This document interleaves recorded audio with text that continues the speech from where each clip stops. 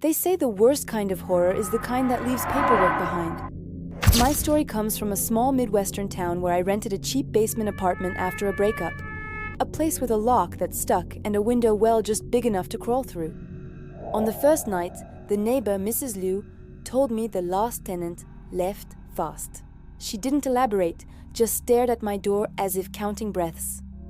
At 3:07 a.m., I woke to a gentle tapping from the inside of the closet.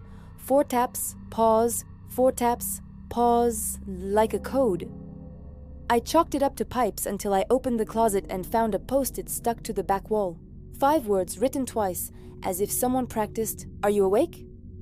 That morning, I learned the apartment had been part of a police report.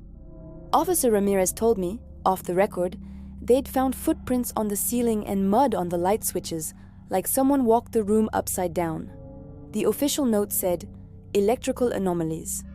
When I asked what that meant, he said the lights would dim and surge in a pattern whenever anyone spoke near the closet.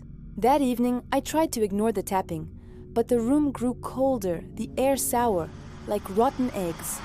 My phone recording picked up a low, failing electrical hum that rose when I whispered and fell when I stopped. On the third night, I dragged the dresser to block the closet. At 3:07 a.m., the tapping moved to the window well. I looked, and there were handprints on the outside of the glass. Fresh, muddy, but there had been no rain. Mrs. Liu heard me swear, came to the door, and froze at the smell. "It's back," she said, not looking at me. I called Ramirez. He arrived, took one step in, and his body calm flickered like a dying star. Behind me, the dresser scraped, unassisted, inching from the closet. We left. The landlord later sent me a photo he found wedged behind the closet drywall, a Polaroid of the room dated 2 years before I moved in.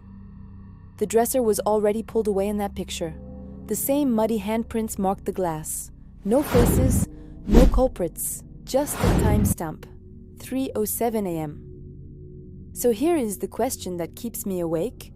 Do you think this was a person methodically terrorizing tenants, or something older that learned to listen? Drop your theories in the comments, and if stories like this twist your stomach, like, share, and subscribe. Because there are more reports, more photos, and more rooms that shouldn't be rented. And we're just getting started.